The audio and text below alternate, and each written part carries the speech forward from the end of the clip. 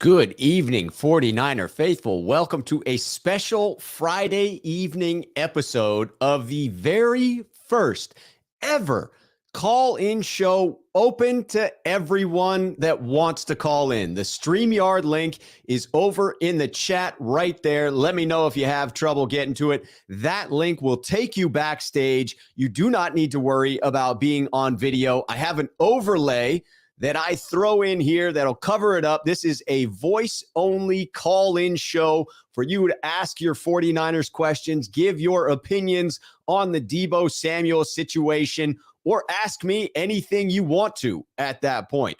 I am going to have the overlay ready for you for when you call in there. I'll get into this Deebo topic to begin at first. Here's my little overlay. Watch this.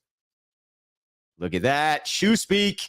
Schuh Speak is live. Yes, we will get into that in just a moment. I'm going to let you guys show up here as this is the only, I don't know how many folks will call in. I don't know what the turnout will be like. And so this is going to be a first experience for me. You will get to see how it works out. I'm going to get to a comment that Ellis10 had put in there, Sneakerhead here on the channel. He says, Rob Schuh, I believe the 49ers can get a 2022 first and 2023 third for Deebo at least. What do you think? Ellis10, I'm in complete agreement with you there. I think that is a bare minimum of the amount that the 49ers will get in return. The way in which I've looked at this is going back to the trades that have already happened. So you look at what was the price tag for Tyreek Hill. What was the price tag for Davante Adams? And it looks like the price tag for Tyreek Hill was significantly more because they got more picks in return. But I was saying this on Jack's program just a moment ago, that if you take the trade value of those two trades that occurred, they're actually very similar. And depending on whether you're using the original formulation for draft pick value done by Jimmy Johnson, or whether you're doing a newer version by Mr. Hill that was done more recently, either way, it comes out to about the same pick. It's right in that 11 to 13 range was the value of the pick that those teams received for those key wide receivers.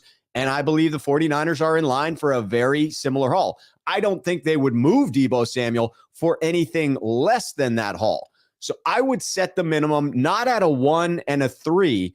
I would set that minimum at a 1 and a 2. I believe, much like the Davante Adams trade, unless we're talking about an early first-round pick, I do believe that that value is there for the 49ers to get a first and a second. All right, I see that we have folks here now down below in the waiting room, so I will bring up the I'm going to bring up the overlay even for those that are used to the program. I don't know. Hold on. Let me bring in Chris. Chris is a sneakerhead here on the channel. Chris, you're going to help me decide this. I'm not doing the overlay right now. I'm adding you to the stream because you're a sneakerhead and we've done this many a time. So I'm adding you in. Here we go. Chris, how you doing, my friend? I'm doing pretty well. How are you?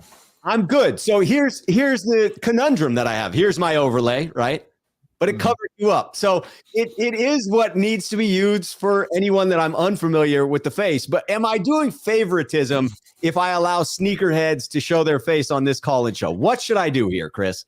You know, honestly, it's your channel. If you cover up my ugly mug, I think that's probably a good thing. I don't know. Well, I can't cover you up mid-call.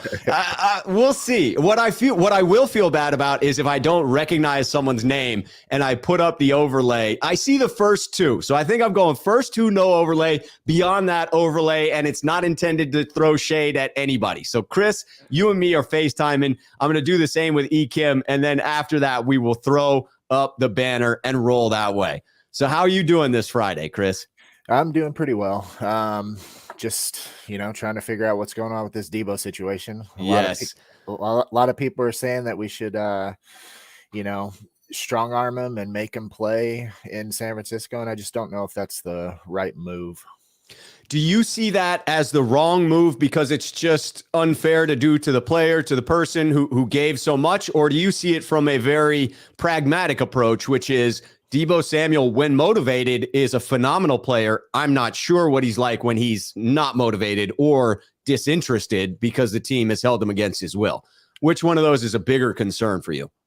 I think it's an equal concern in both areas, but I think the biggest concern, is that you don't know how much he's going to put into it. I mean, if you're telling him he has to stay and he's completely unhappy, wants to, move out of California, whatever his reasonings are, you can't expect him to give that 110% effort like he did last year.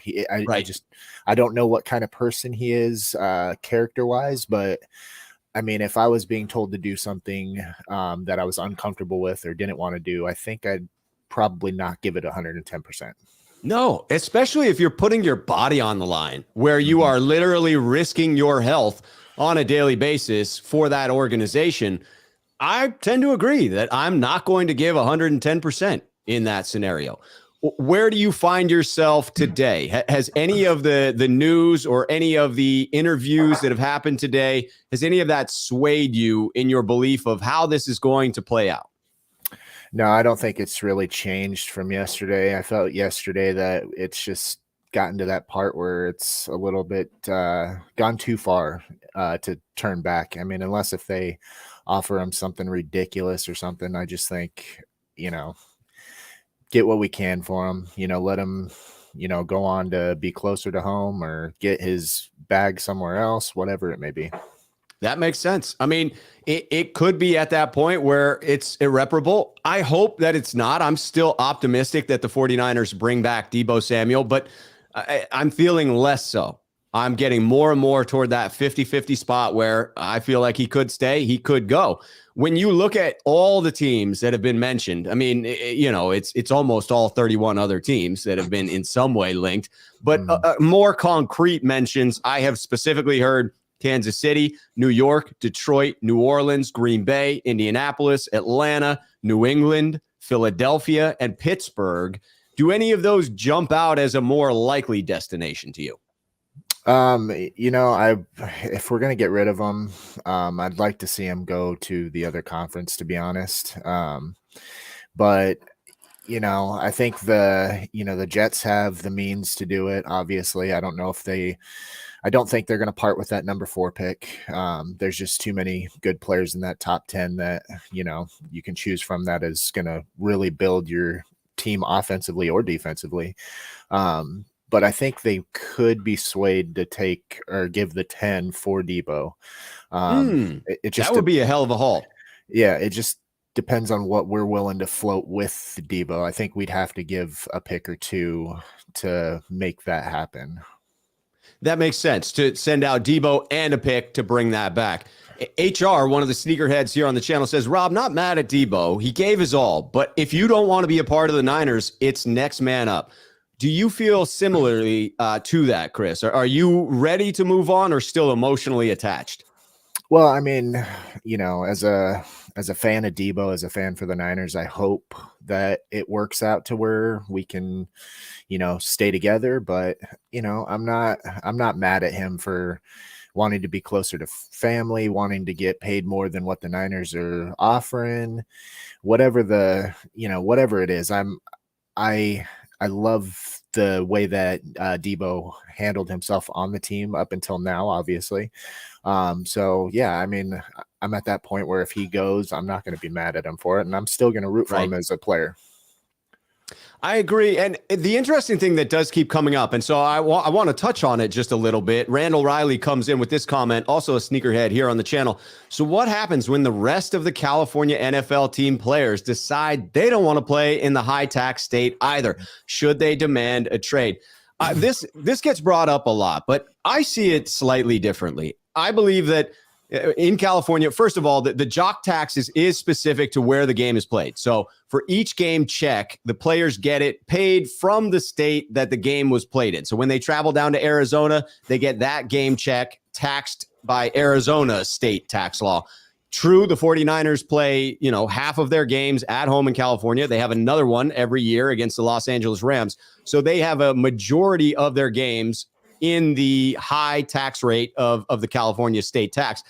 But when you're making a lot of money, you oftentimes find loopholes to take advantage of taxes and not pay quite as much as us everyday Joes. I don't know that it's quite as big of a deal as players. I do think cost of living and the environment within that area is probably a little bit of a bigger deal to these players. I have nothing against people who are quote unquote woke.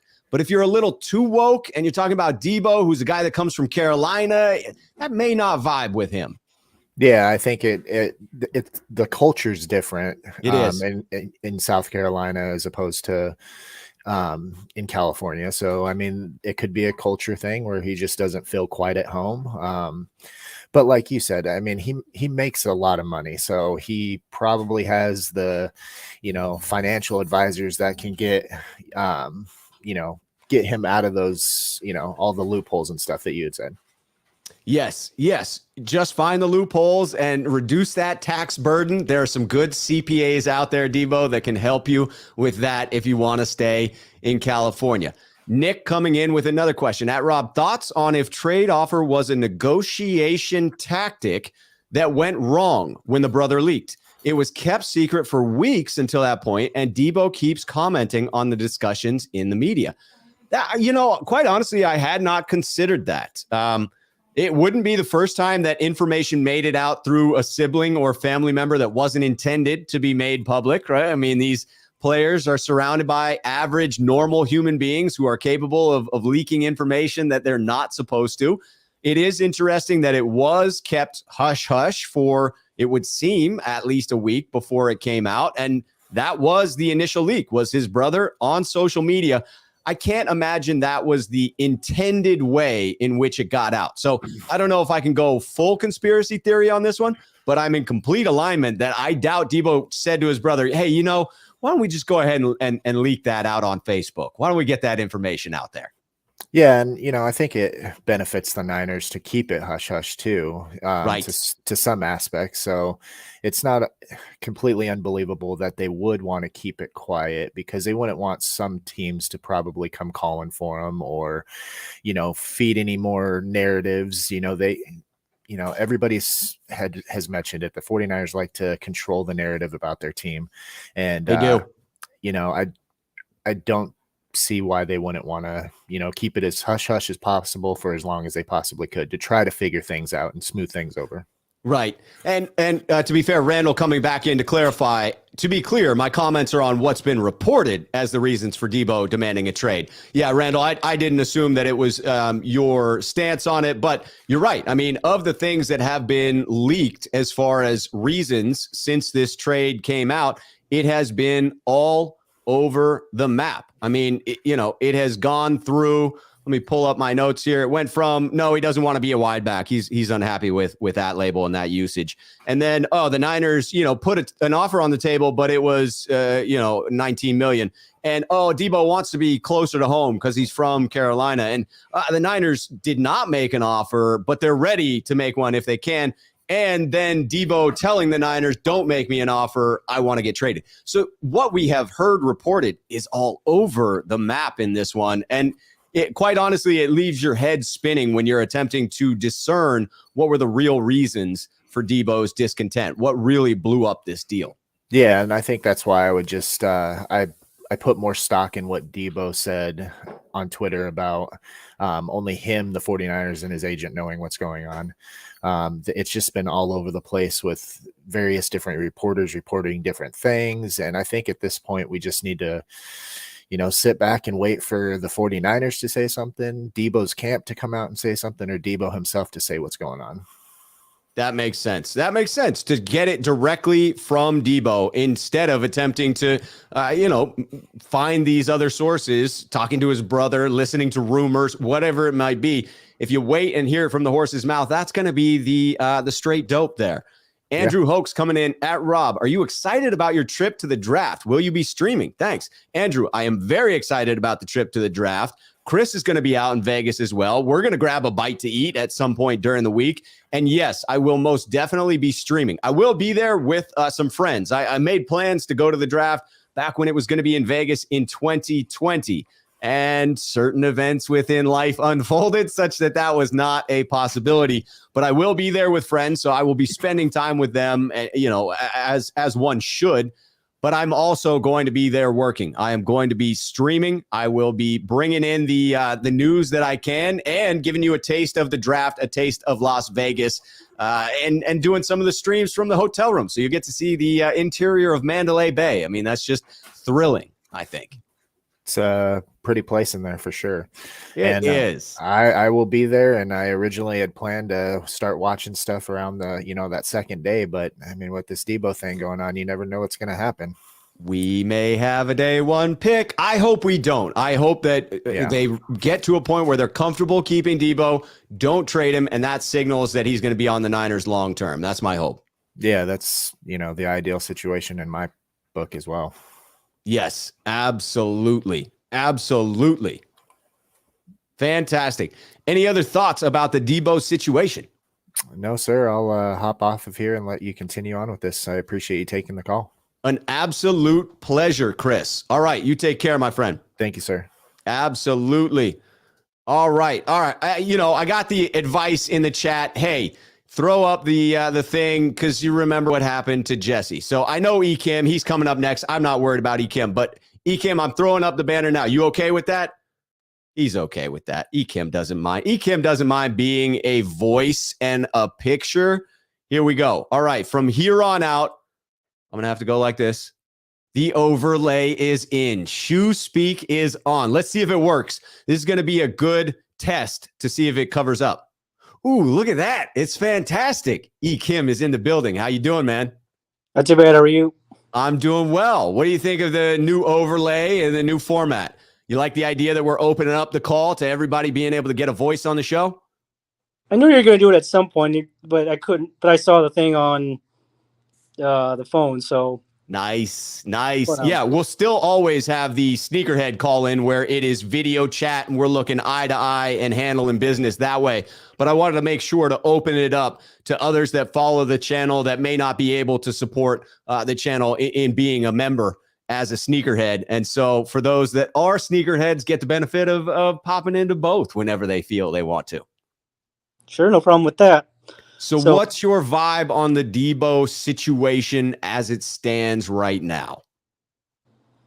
The first problem I have with the Deebo situation is I think we've talked about it is I think Deebo took this personal.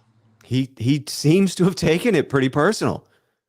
Understand he wants to get paid, and that's fine. I can never be too upset at a football player wanting to get paid as soon as they can. No, I agree. It's a short window to get your money. It's a violent sport. I fully support people getting their money.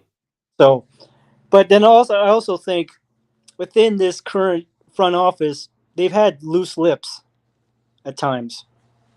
Now, because do you think, are those loose lips, are they when they are intentional, or are you implying that the loose lips are things they don't want leaked that have made it out? I don't know. I just think when John Lynch says, we want to hold on to Jimmy, it's like there's always been things that I've always kind of wondered when he said, yeah, we can still keep Jimmy. And it's like, you shouldn't be saying that if you're trying to trade him. I mean, if you're drank a little bit too much wine, hey, man, stuff comes out at times. I can understand and get it. But yeah, you tend the tongue gets a little loose when you've had a little too much alcohol. You can let some things slip that you didn't intend to. As my dad always told me, people are always honest when they're really mad or under the influence of alcohol. So, yes. People in the chat believe that these leaks that are coming out now are intentional ones. Both Jerome M saying they are intentional and Terror Dome, they want it out. Someone wants it out, but I can't figure out who. But Right. You got to suss out who it is. By the way, we have a new sneakerhead that's going to be able to join that Thursday call. Jerry Binkley is the newest member of the channel. Please continue, Ekim. So I'm just saying that someone in the front office is possibly leaking because they do have their own apparatus with the NFL Network, since it's all, more or less everything's coming out of the 32 teams. Right. That is owned by the owners of the league. It is definitely their communication channel. So who knows what, Ian Rappaport or somebody else on there is getting from their sources within all the front offices. Yes. Yeah. I mean, it's tough to know. It's tough to understand the motivation for a lot of these pieces of information that are coming out that you're referring to as leaks.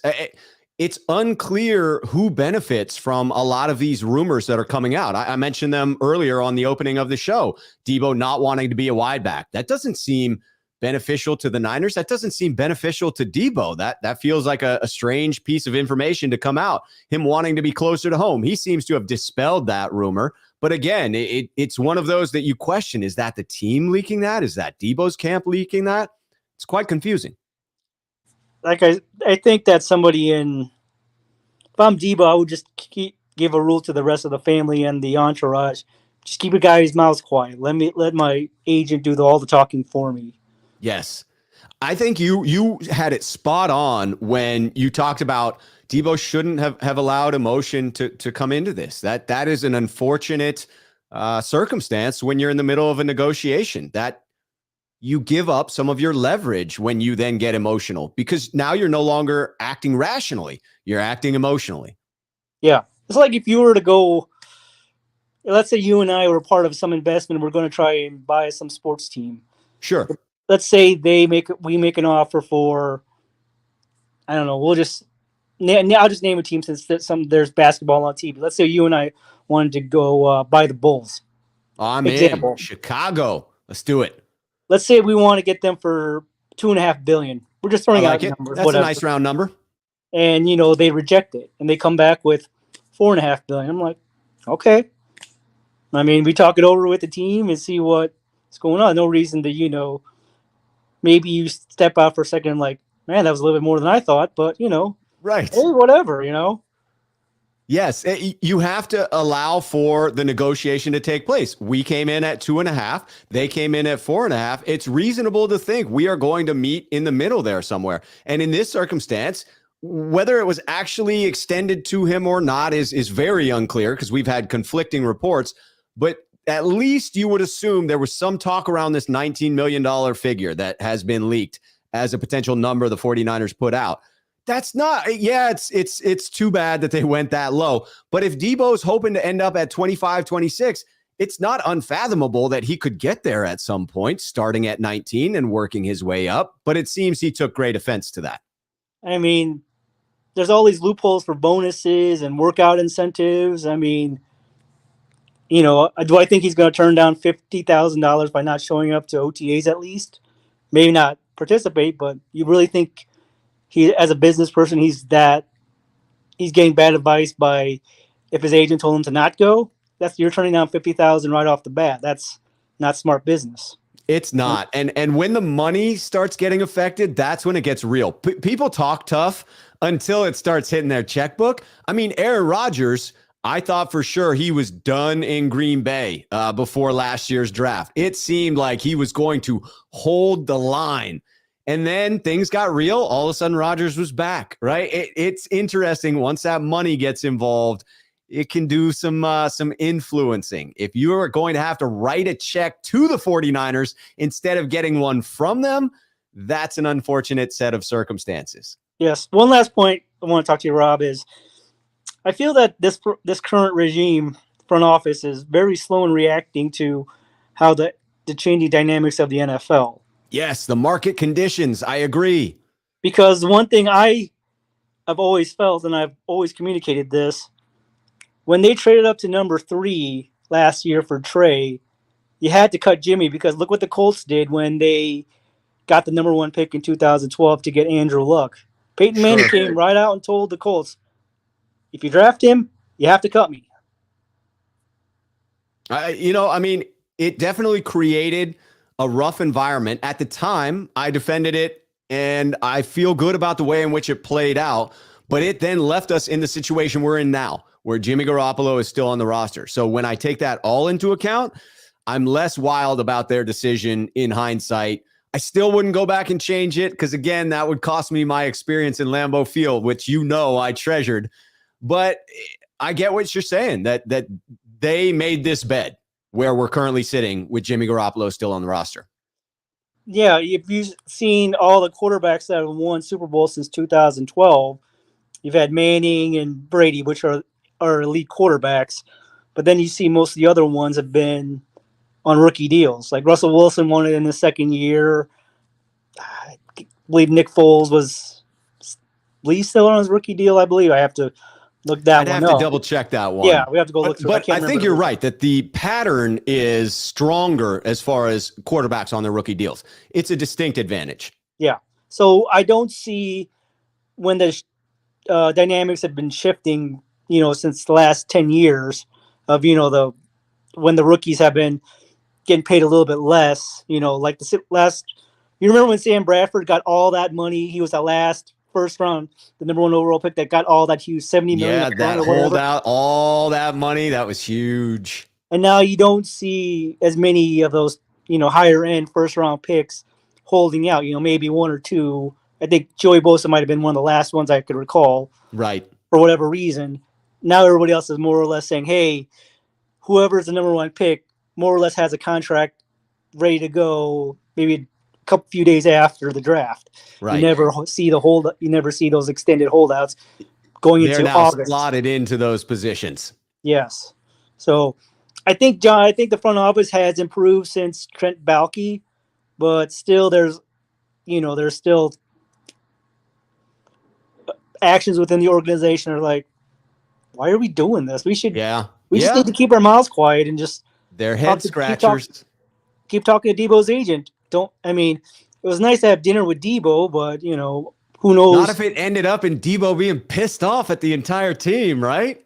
Maybe John Lynch or Kyle had gator arms getting that check. You never know.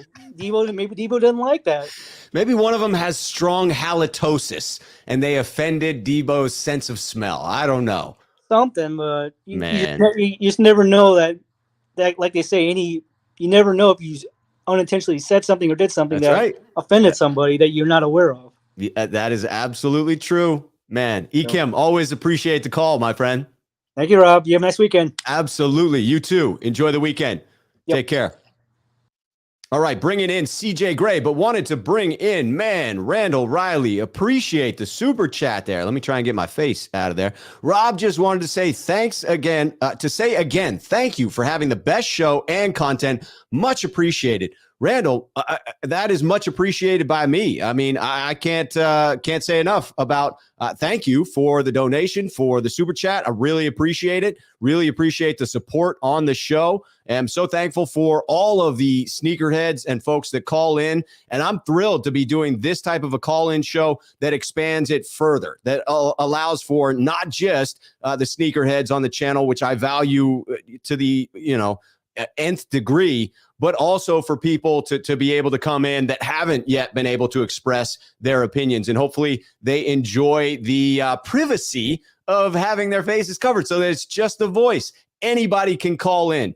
Anybody can do it because you don't have to be nervous about your voice being on the air. Sometimes it's nerve-wracking about your face being on there. I get it. I'm recovering from a little surgery. That's a tough thing to throw your face out there. But your voice, be confident. All right, we are going to CJ Gray. Let me get my little overlay back up there and bringing CJ Gray into the stream. CJ, how you doing? It's been a long time, Rob. Yes. Been with your channel since you had 700 subscribers, man. Man, that has been a long time. It feels like forever. And yet here we are just going into the second season with the channel.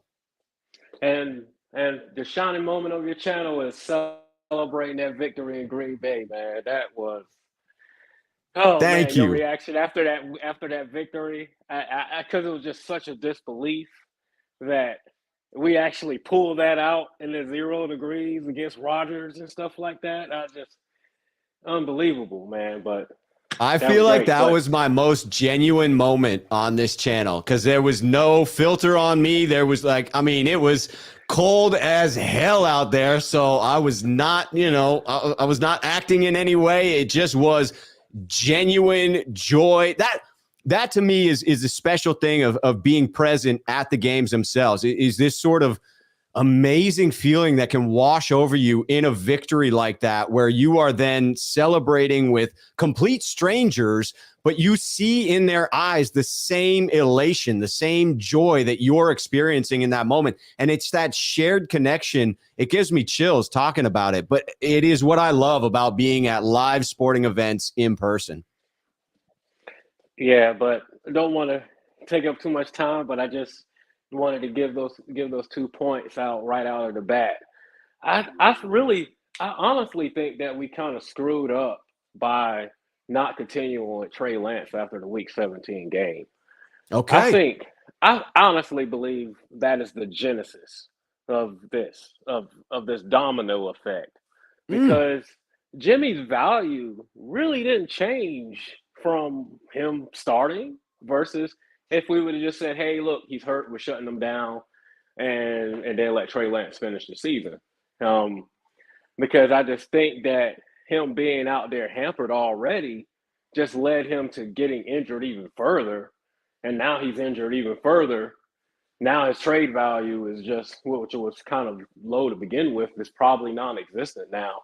And that domino of Jimmy being on the roster, Jackhammer's already explained that we can't give Deebo a higher contract than we originally budgeted, because it's going to push our cap number over. So we can't even do it. So Jimmy is really holding up our star player, just from a financial standpoint. We don't know exactly what the story is, whether the 49ers offered him or didn't offer him. But Deebo's the best player, and you have to make full effort to take care of your best player, or make full communication to your best player. Look, man, I know we ain't got it right now, but look, when Jimmy's gone, we're gonna back the Brinks truck up. We're gonna take care of you and all that other stuff. You just don't make your best player upset. And then go take it a step further. What's going on with AJ Brown in Tennessee? I mean, it seems to be the same playbook going on there. It's going on with Deebo here, and it's the same agent that's behind the curtain. Right. You wonder if he's looking at what's going on with Deebo Samuel and seeing the publicity that move got him, and the fact that now Deebo's name is plastered all over the national media. You wonder if AJ Brown thinks to himself, well, that negotiation tactics seem to have worked. It now has forced the 49ers to either pay Deebo or trade him to somebody who's going to pay that market rate. And I think that something else that we're overlooking is I know there's no Deebo in the league, and there's no Deebo in this draft. So don't right. He's one of one. But there's a ton of receivers coming in year after year after year. And then you see the wide receiver market explode with Christian Kirk. I wonder if there's some GMs in the league that just says, man, this position is just not worth all of this.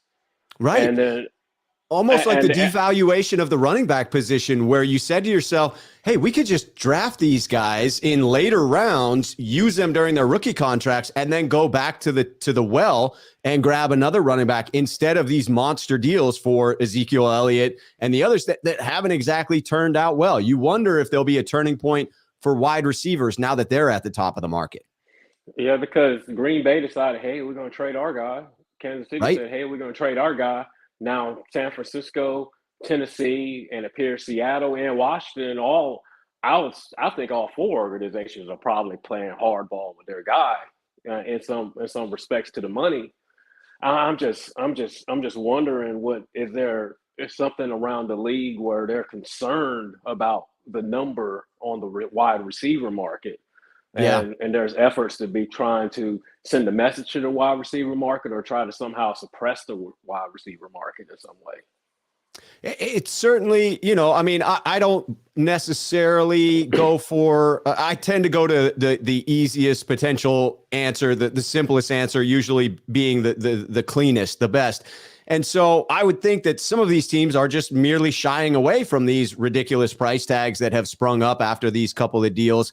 But I do think, strategically speaking, you have to reconsider roster construction whenever you have a market resetting move like what happened within the wide receiver market this offseason. Just to bring in, got a couple of super chats. Swansong coming in with sage advice for Vegas here. I'm going to be in Vegas next week, CJ. So let me know if you got a lucky number. Swansong is coming in to say, put it on number 5 on the roulette table. Say a little Trey Day prayer and let it roll on number 5. Then coming in to double down and say, now 1 for number 19. So clearly at roulette, I'm rolling 5 and 19. There's no doubt about that. And then Bro Montana, another sneakerhead here on the channel, just coming in. What's up, Rob? Bro Montana in the house. Keep up the great work, man. Bro Montana, appreciate that. So CJ, do you have a number that I should be playing on roulette?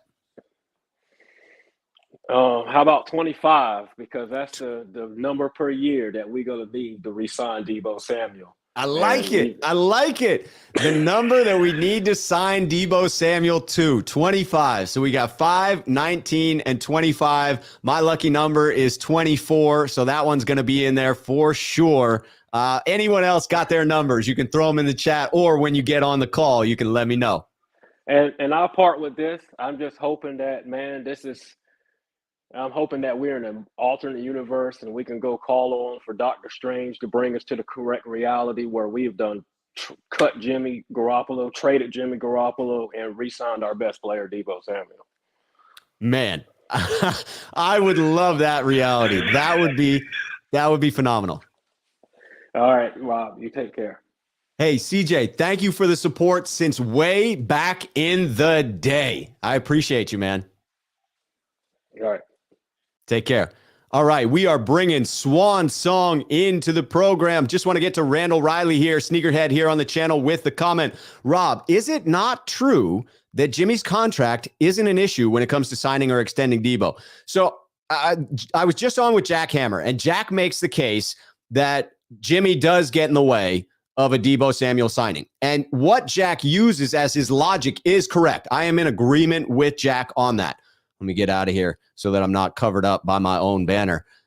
And so I will say that. I think Jack is operating from a correct set of facts when he says that. But I will add, the 49ers have other options for clearing up cap space. They do not currently have the cap space needed to pay Deebo, in my estimation, because I think Jack is right. That number, that initial bonus, even when spread over extra voidable years on the deal, is going to be too much to keep his cap hit the same this year. But the 49ers could extend Jimmy Ward. They could cut Samson Ebukam. There are other moves that could be made to clear up that cap space. So, yes, I agree with Jack that, it is basically Jimmy Garoppolo's deal that is holding up the works. But there are other options as well. If the 49ers wanted to both keep Jimmy and extend Deebo, it would be possible. They just may have to do something that they don't like, which would be something like extending Jimmy Ward. I would extend Jimmy Ward regardless myself. All right, bringing in Swansong to the show. What's up, Swansong? How you doing? I'm doing pretty good. It's Friday. Can't be bad. It is Friday. I was on with Jack, and we had you. I think you saw that. We had good Friday references, man. It was Friday. We had Friday references. Man, it's good stuff. Yeah. So, I'm thinking about Deebo, and like it's hard for me to because when I think about what he's done, I keep on thinking, oh man, he could have did it a better way. But then I thought back last night. I thought about it. And I go, okay, so I'm totally postulating here.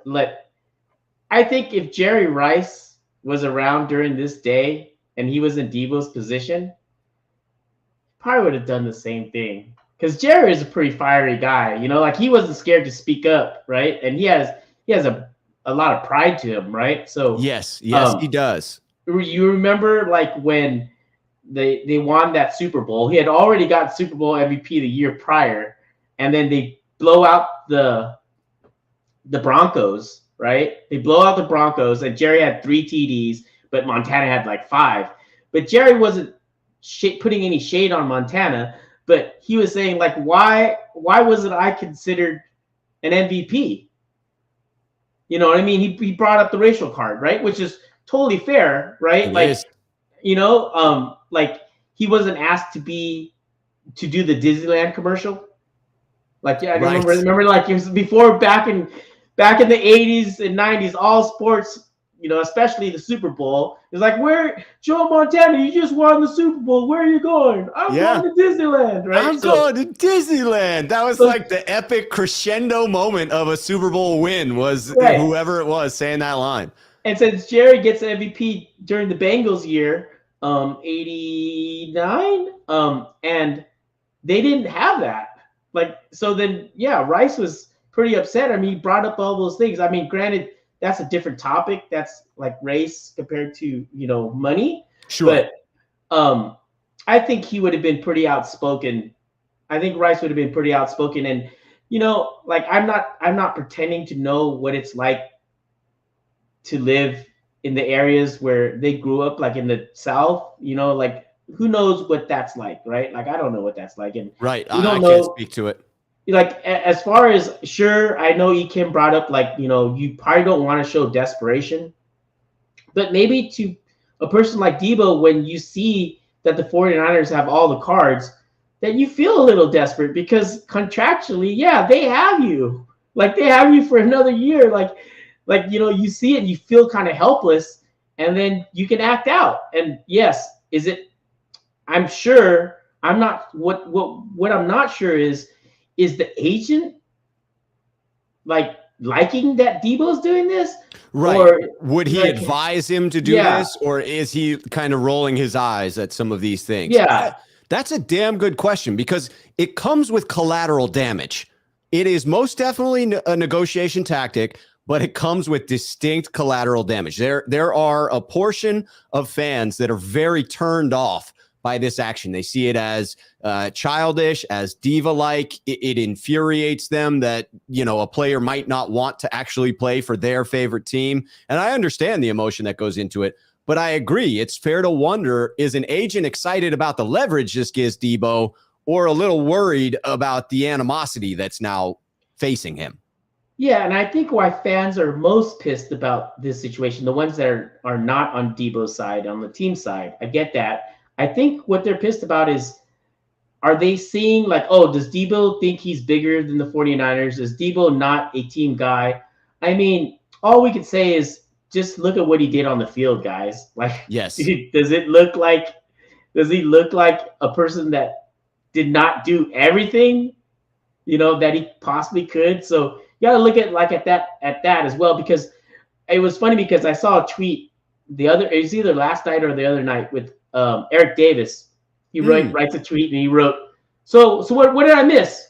What happened? Like, he wrote that tweet. And everyone is like, there was some people that actually said, Deebo's going crazy, blah, blah, blah. And he's like, yeah, what did I miss? It's like, this is a negotiation. Like Eric, he didn't say in that many words, but Eric Davis is like, this is a negotiation.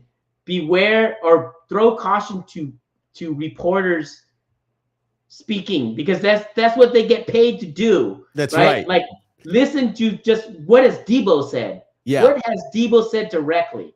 And watch the results, right? Wait until there's actual movement, whether it's a contract or a trade or something actually happening. Right. And sure, people could take some of the communication that he's done by liking and unliking tweets and things like that. I mean, that is a form of, but it's, I don't know. That's, I don't know if you could say that's a form of communication, sure, but it's not him directly talking to someone saying, hey, trade me. Like, that hasn't happened yet. So, I mean, so it's like, I get it. I mean, I don't, Thursday comes around, and if he gets traded for like a king's ransom, I won't be that mad about it. I'll be like, oh man, this sucks. We're not going to have Deebo anymore. But I won't be that upset about it. But if we just get like one pick or something like that, it's not going to sit right with me, because I'm like, when you get that one pick, you're like, dude, really? Like, really? It becomes that 50-50 shot. Are we going to grab the right guy? Right. And I do understand it and I'm not trying to waffle here. I'm really trying to analyze this logically from if we trade him or if we keep him, and either way, it doesn't feel very good. You know what I mean? So it's like, The team and Deebo, if they get a deal done, will pretend none of this ever happened. But there will still be that, feeling for those of us that suffered through it, where we'll know it happened. Yeah, and as long as they get the price right, because that's an element too, right? Because it's a big element.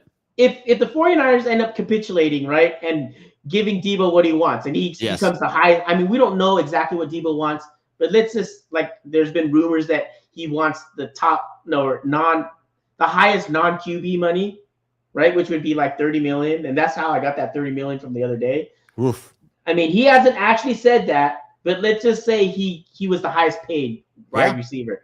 I think a lot of San Francisco fans will feel that might be a mistake, right? I think you're right. I look at Marcus Ray's comment right here. Deebo is 26 and has been injured. With his violent play, it might be good to move him anyway at his highest. Why keep a player that doesn't want to be there? I think Marcus is speaking what many fans are feeling at this point. A couple of points in there that I think people resonate with. One, this could be the highest you're ever going to be able to move Deebo at, right? You may have just had his best season. It's possible that that's the case.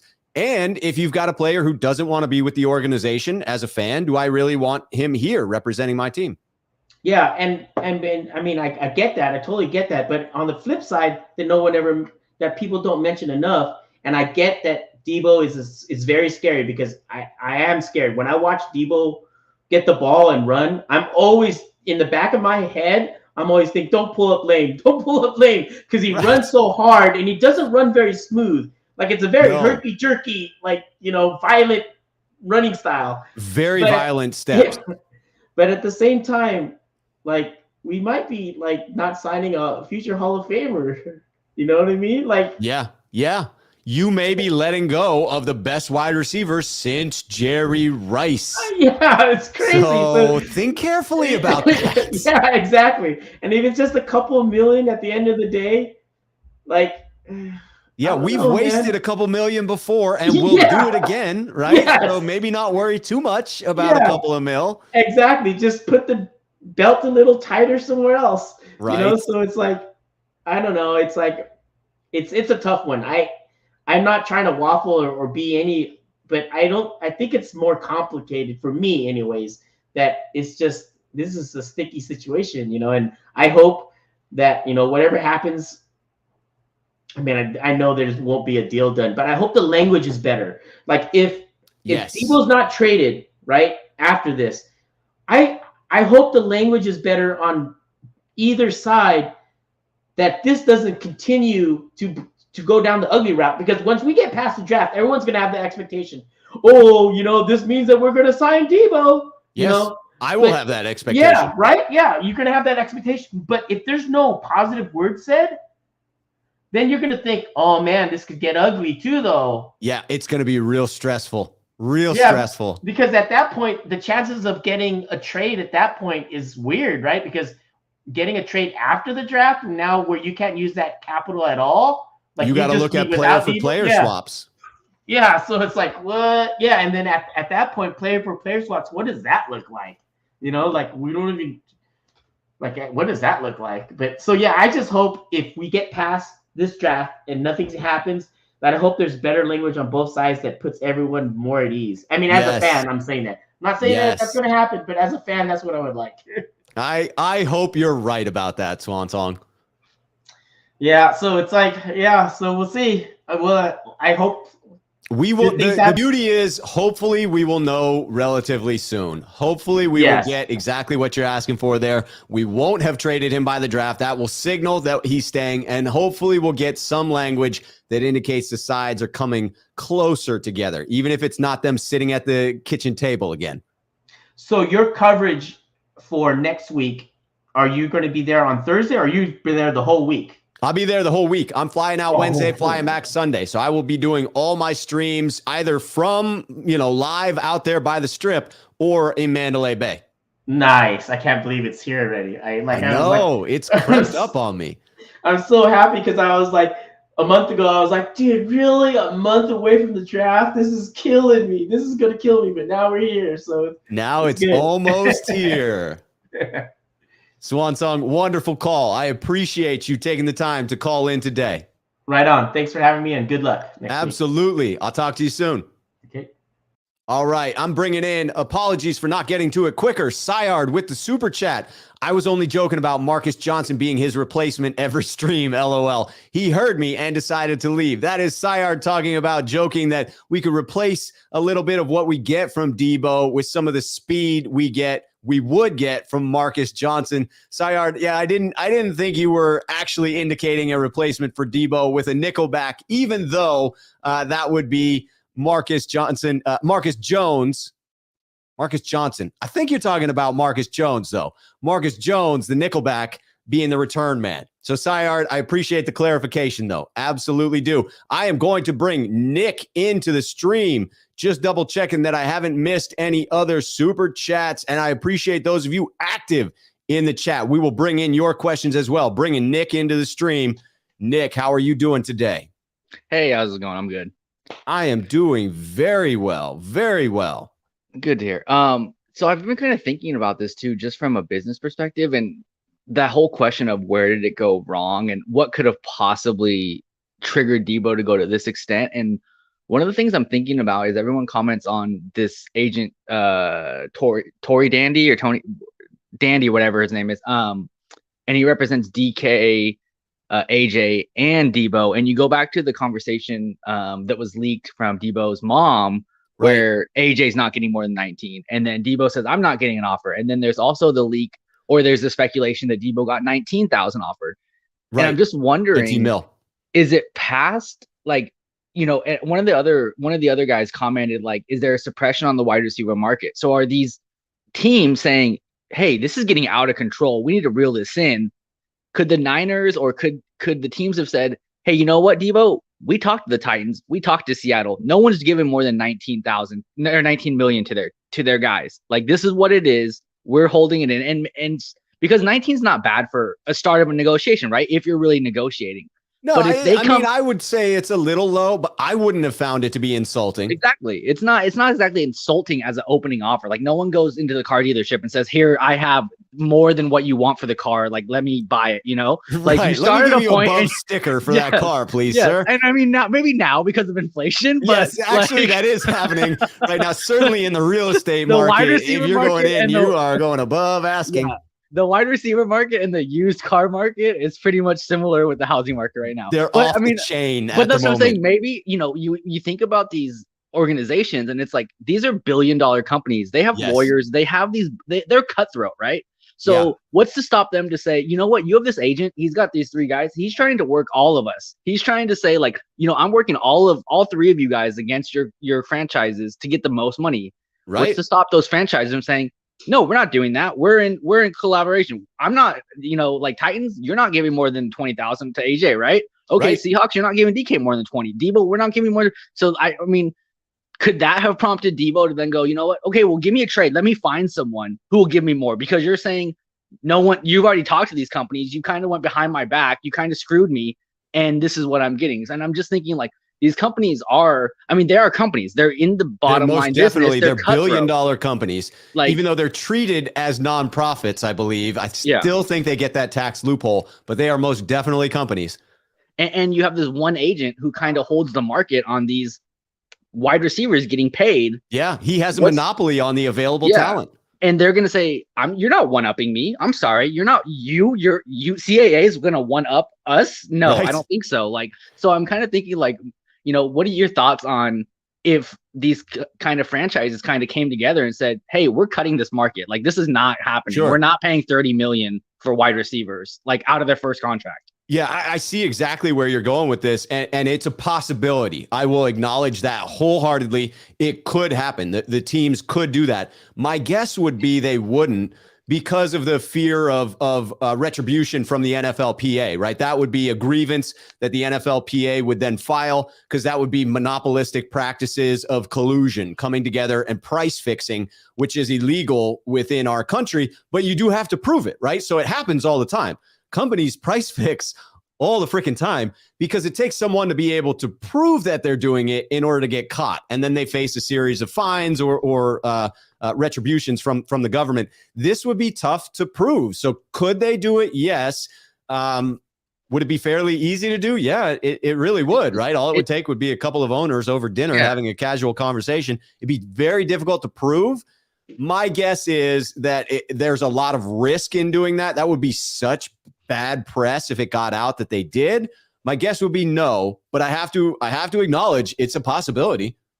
It's just striking that it's like, what could have possibly, the thing that shocks me or that kind of makes me question is like, you pointed out, there's so many questions like, oh, we didn't offer. Okay, we offered 19 mil. Okay, he said, don't even give me an offer. Okay, right. He said he wants to be by home. Like, so where, like, how are you coming up with all these these reasons, but they're not reasons? And then he goes on Instagram and posts like some cryptic thing of like, oh no, you're crazy. Like, you're not like, so that's where I'm just like, where is it going? And then to delete a tweet, to be like, tweet some out, then delete it. It is real cryptic. And that's why I almost commented earlier and you read it about like, is this just gone a trade tactic gone? A negotiation tactic gone horribly wrong? Because it's like, why are you so emotional that you have to respond to all of these criticisms or all of these reasons if you really want to trade? And that's all it is. Like, why do you keep responding to it unless you didn't want that out? Like, you're feeling upset now that that's out and people are talking about you this way.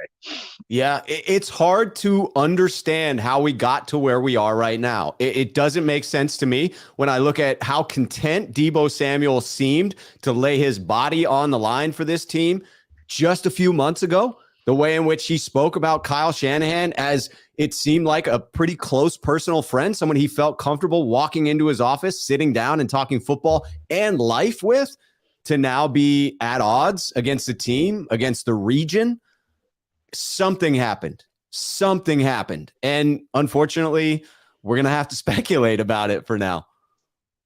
Yeah. Do you think that the way that Deebo played last year, and I think he was in the moment, and also like tore it all and adrenaline and all that kind of stuff. But like, I vividly remember him limping, like hopping off the field on one leg, right? Like, or trying to get off to the sideline. Like, in the moment, he's there to win and he's that warrior. But then after he came off that and he's like recovering in those last few months, maybe he's like, oh, you know what? I almost like died out there. Like, right. I'm not doing this. Like, this is not something I want to do. Why would you ask me to do this? And then he had got kind of like come to Jesus moment and said, okay, we're not doing that no more, like anymore. Right. Or he's recovering and it's something we don't know about. Like, he's actually injured more so than we thought. Nothing major, but like he's like, oh, that was really close to being serious or something like that, where now he's like, I don't want that. That seems very fair to me. You probably had Deebo looking at the, hinted numbers of guaranteed money that were going to be in the contract.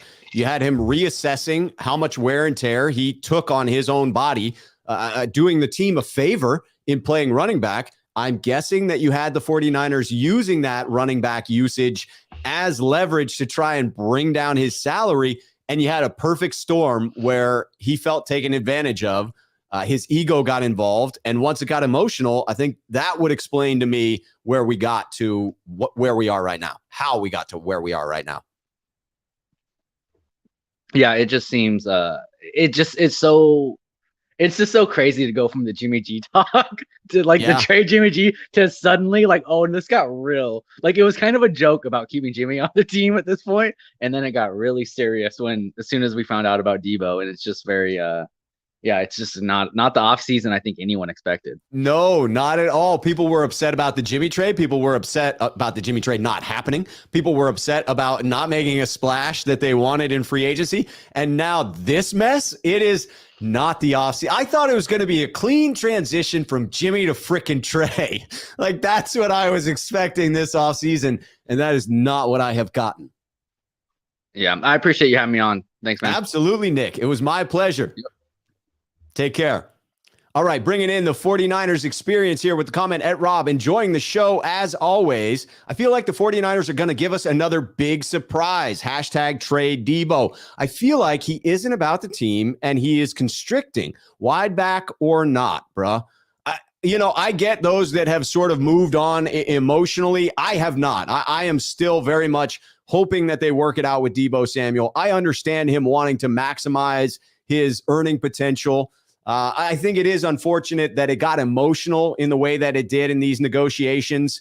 but I understand attempting to get the best deal possible for Deebo and his family for generations to come. So I understand the motivation of it. I'm going to be bringing Mike D into the show. Mike D, how you doing? Hey, what's up, Rob? Can you hear me? I can. The audio is good, Mike. All right. Just the whole Deebo topic. It saddens me as like a longtime 49er fan because Deebo's been one of my favorite players since he Amen got to drafted. The way he runs hard every time, the way he put the team on his back, like it's almost like the anti-wide receiver, which was the thing that made him such like a popular player with the fan base, because it was like usually you're used to diva wide receivers that kind of, because they're the flashiest position other than Barry Sanders. Like most of the most exciting plays are made by wide receivers catching the ball downfield. Right. So just to have a receiver that was hard nosed and could take on running back, you can be in shotgun formation, take him from the slot, bring him behind. Now you're in pistol. They don't know if it's a run or a pass. Like there's so many different things that Deebo brings to the offense. But at the same time, it's disappointing that it all kind of unraveled the way it is. And the person I blame is his agent. Like once for allowing the contractual obligation or the contractual conversation to get here. Because if number one, his agent either had to advise him on doing what he did, or his agent completely missed the ball on it and has no control over what Deebo does. Right. So it did get sloppy, regardless of whether it's effective or not. It's a mess. It's a hot mess right now. Because it's to the point where they kind of have San Francisco's backs to the wall to where they have to do something. And then it sets a precedent for every single future contract negotiation that, oh, well, if you want to get over on the 49ers, just make it public and be disgruntled, and right. 49ers will cave into your demands. Right. So, like, this is one of the things that happened back in, like, 2009 with Crabtree, where Crabtree wanted to be paid as the highest wide receiver coming out of that draft, but Oakland chose Darius Hayward-Bay. Right. Crabtree's like, I'm not signing for anything less than Darius Hayward-Bay. Who the hell's Darius Hayward-Bay? Yeah, the Raiders and their chasing of speed wide receivers. Exactly. So, blazing speed. But it was blazing. Didn't matriculate into anything, but the whole point is that if the Niners caved in to Crabtree's demands, then every single future pick in the draft would have the same thing happen. So they held on to their, and that's what I've noticed with everything that the Niners do is that, like, if you try to put their backs against the wall, first thing they're going to do is just stand up and say no. So they take a hardline stance. So you think if this continues as such that Deebo's more likely to be traded? I think if Deebo actually, if they heard from his mouth that he wants out, that Deebo is gone with this organization, just for the simple fact that Navarro Bowman, who pretty much gave his leg for our organization. Oh, man, Bowman has my heart for sure. Said one thing to the media, and he was released that week. True. He wanted out, and the exact words John Lynch said was, once a player tells you that they no longer want to be on your organization, the best thing you could do is let that player go, or try to find them a new home. And yeah, this will be the true test of John Lynch's words right there, right? You were talking about what was once an elite player that clearly had lost something due to injury suffered for your team. Yeah. Now you're talking about a player that is potentially on the ascension to one of the best in the league at the position. So, you make exceptions for exceptional people. It will be interesting to see if John Lynch needs to eat those words this time, or whether he believes that to be wholeheartedly true, regardless of the player's talent. Yeah. And yeah, before Deebo, Bowman was my favorite player. So that was one of the first things that the organization did that I didn't like, was they released Bowman. Then there was the Buckner trade, which at the time, like, a lot of people were praising the Buckner trade. Hindsight, it was a terrible trade because but that's only because Kinlaw's been hurt and he still could turn that trade around if he has a resurgence. But agreed, it doesn't look good at this point. But I think a lot of the fan backlash to the organization with this Deebo thing is also because of what happened with Buckner. Because Yes, I agree. If Javon Kinlaw was an All-Pro, I don't think anybody would be really questioning John and Kyle or anything that the organization does. No, there would be more people on the bandwagon of, okay, just let him go. If he wants to be gone, that's okay. I don't hold any ill will against him, but we'll take the draft picks in return and we can go out and develop players again. Yeah. I think you're right. If Kinlaw had turned out to be who they hoped he was going to be, there would be a lot more faith in the 49ers front office to negotiate this perilous situation. And then the last thing that I just wanted to touch note on was like I was hearing Grant earlier. I think you were on his show, and he was saying something about how the 49ers don't like they're cheap and they're frugal and they don't play other players. But we have the highest paid QB at the time. We have the highest paid fullback at the time. We have the highest paid tight end at the time. We have the highest paid left tackle at the time. We have the highest paid middle linebacker. We were gonna have the highest paid defensive tackle till we traded him, and now he's still one of the top paid defensive tackles in the NFL. So yeah, that must have been on the show with Coach Noah Johnston, because I think I would have remembered Grant saying that, because I'm with you on this. There is ample evidence that the 49ers are not a cheap organization. You do not have, to your point right now, you don't have 6 or 7 players at the top of their market if you are a cheap organization. So that one I can't get on board with Grant. And yeah, so I mean, I love Deebo. I don't love Deebo at $30 million. That's a tough one to stomach. I like Deebo at $25 million. Me too. I love Deebo at anywhere but under $25 million. But the whole point is that I like him at 25. I love him at 23. Yeah, the whole point is that the market's basically Christian Kirk to Stephon Diggs, and that's like $18 million to 25, right? Yeah. Because I think Stephon gets like 25, 26. I know Tyreek Hill's supposedly getting 30, but if you really look deep into the contract, it's really like a 3-year, 25 million. Because last year on his deals, like it's going to have 45 million towards the cap. There's no way that they're going to be able to handle that. So they're either cutting him or renegotiating that deal at some point. Exactly. Yeah, I'm with you. So the whole point is he's somewhere in between that 18 to 25 million, and it's just like hard to figure that out. And that's the one thing is like he's going about it so fast that it's almost like I think he's being too emotional without thinking about it. Because if he really wanted to just kind of hardball the 49ers, like if he didn't want to be traded, but he just wants his money, he would have waited till after the draft. Right. Because that's a good point. The draft, that's when you can kind of control it a little bit more. Right now, if he were thinking it through clearly and he wanted more money, that's what he would do. Because right now you're giving them all the ammunition to make a trade and then not have all of the fan base hate them because it's like, well, he was being a disgruntled player. Right. That makes sense. Mike, I appreciate the call, my friend. This has been fantastic. Thanks for the opportunity to open this up for all the fans. I've been watching you for a while, so absolutely. I am going to make this a regular recurrence. Now that I got the overlay going, now that we've done it the first time to get a feel for it, this is happening, Mike, and I hope that you call in again. I will. Thank you.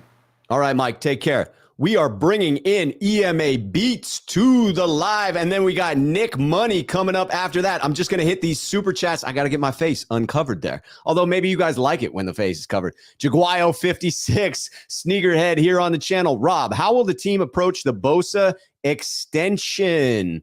Is Bosa's situation completely different, or will the 49ers be more sensitive? Hope clean contract extension. I thought of the two that Nick Bosa's was going to be the more difficult to get done. I thought he was going to be the harder line in the sand. I thought for sure it was going to be 30 million plus, or I walk in observing his brother's contract negotiation, where that did take a little bit of finessing and he got himself a bag. However, in the way that Deebo has played out relative to Deebo's situation, I think Nick Bosa's contract is going to be a breeze. Do I think he gets paid top dollar? Yes.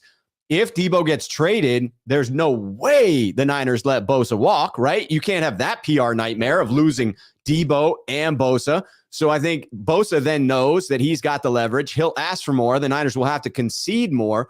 So it will be interesting how it plays out. But no, relative to the two, I believe Bosa's deal will get done. I still believe there's a healthy chance that Deebo's deal gets done, but it's getting ugly. It is getting ugly. All right, we got another super chat here from Murphy coming in. Then I'm down to EMA Beats in the waiting room. Deebo should sign a long extension with injury protections for less than he was hoping for, but have an opt-out clause every year so that if he plays well, he can opt out and cash out big. Win-win for both. That would be a better contract for Deebo than I'm guessing what he's currently dealing with as an option. But you would think he would just rather have a fully guaranteed contract, something that sort of does both, locks him in long-term and gives him the big bag of guaranteed money. I would picture that as being the most ideal scenario for Deebo. What you're getting to here, though, certainly could be a more ideal scenario than what he's looking at now as a contract. So I love the suggestion. I think Deebo's camp should be suggesting it. If he's just trying to maximize money, then his agent needs to be in negotiations. He can't walk away from the table. He's got to be suggesting things like you are here, Murphy. So I would say Deebo's agent, get creative. Get on the line with Murphy, get some ideas, and get back to the table with the Niners. All right, one more super chat. Got to get to the super chats. I apologize. And then we will get to EMA Beats in just a moment. We had Murphy coming in again. Murphy, sorry I missed that or it took the time. For example, if Deebo wants $25 million, he should take a 3-year extension at $22 million with a lot guaranteed, but with opt-outs each year. If he plays well, he can opt out and cash in big. If not, he's still okay because he's got that guaranteed money. Again, Murphy, I like the creativity here. I do think that could be a viable option for Deebo and his camp to be presenting this option. Murphy, one last time coming in. I just don't think Deebo likes Northern California. Would play there only if they overpay him. If not, he wants to be closer to the East Coast. You know, I think there's some truth to that with the emotional way in which Deebo has let this play out. I don't know what his reasoning is. I don't know what it is about California that offends him, but it does seem that there is something he prefers about other locations. Now, I will say if the money had been right from the get-go, I don't think any of these things would have been issues. And I still believe if the money is right in the deal, that he will get past whatever these issues may be. So Murphy, I think you and I are aligned on that. All right, bringing in EMA Beats and then getting to Nick in just a moment. EMA, how are you doing today? Hey, Rob, I'm doing good. How you doing, champ? I am doing very well. Thank you for asking. You know, I'd be better if this Deebo situation were a little bit different. My favorite player is potentially on the outs with my favorite team, but all things considered in life, I'm doing good. Yeah, man, I I can't help but agree with you. We're all kind of in the same set of feelings right now. What's going on is pretty disheartening. You know, we figure this was probably the last thing that we needed to be hearing, going on in the off season, considering we didn't have really the most exciting off season as a lot of other teams in the NFL did. And we were kind of just, accepting whatever it is that we got now and maintaining some positivity in the process. But then we get hit with this. So it's quite the anvil. It really is, dude. Top of the head. Heartbreak to end the season, right? We're all emotionally torn. Watching Deebo with his heart broken on the freaking field, that rips our hearts out of our chest. And then we think to ourselves, oh, well, it's okay. We get to send Jimmy off. We get to wish him well. We get some draft picks in return, and we get to move on to the Trey Lance era. Nope. Sorry, that's not happening just yet. Oh, but it's okay. Free agency is here. We'll make some big splash signings, and we'll have that to hang our hat on. Not quite. We'll make a couple of signings, but nothing quite what the faithful had in mind. And now we're here with Deebo. It has been a tumultuous offseason. Yeah, man, I agree, wholeheartedly. I'm just trying to maintain some positivity as best as I can. It's kind of been frustrating to see, Deebo's responses and reaction to things kind of going on, and just the lack of business etiquette. I feel like, his agent and them aren't really grooming him properly and allowing him to kind of make the best of decisions. When you scrub your social media and you got family members and stuff making comments and different things going on, and we're hearing all of these speculations of he was under, he was under offered like an under kind of paid contract, and then low ball. then he's saying he was never offered a contract. Then Right. we're hearing that he doesn't even want to have any talks, and he just wants to be released, and he's requesting that the Niners not even make an offer because he's not going to entertain it. So it kind of like leaves us as fans in a predicament to where it's like, what are we even talking about here? If this is alleged him not wanting to even have any negotiations is true, then what are we all talking about? Why are we wasting our time going back and forth trying to make room, figure out how we can do this and do that to still make amends with Deebo and keep him on the team with us, because he's been the best receiver we've had since T.O. I mean, if we're being honest, this has been the best wide receiver draft pick that we've had since Terrell Owens, and he's actually got more to offer than T.O. As much as I absolutely love Terrell Owens. Deebo has been the most exciting player that we've had in a very, very long time, since, elementary for me. Yeah, I am with you on that, man. He fires me up to watch him play. It is such an impassioned way in which he plays the game that I just can't get behind the idea of not having him on my team, and at the same time have to acknowledge what you were saying there, that if you believe Deebo and what's sort of been leaked out slowly, but if you believe these emotional responses, it does sound like he's very much done. I mean, it could just be posturing. It could just be him taking a hard position because he wants to maximize that money. But that's not what it sounds like. It really sounds like, hey, I'm not negotiating, trade me. Yeah, no, exactly. And with, I know he kind of clowned Schefter for saying the stuff about him not wanting to, that him wanting to be closer to home and stuff like that. So he's kind of dismissing that. But what if that's actually a portion of why he feels the way he feels? I mean, there's a lot of, Robbie Gould wants to be closer to Chicago where his family is. He's homesick. He's been homesick for years. Yeah, he's been taking the money, but he's also been having to have a lot of time away from his family. So that's more of a natural thing to have anyway. So, I mean, why would he dismiss it, knowing that he would actually, of course, love to be closer to his family, regardless of what the money is, the price tag is that he'd be getting, kept for. But it's like, who doesn't want to be closer to family, and why dismiss it? It's kind of strange to me. So go ahead. It's very strange. And if he had gone about that, if that were his motivation, I think he could have sold that, right? He could have come across as very personable. He could have said, hey, listen, I love the organization. I love what the 49ers have done for me. And I want to be by my family. And that's a non-negotiable for me. I'm sorry.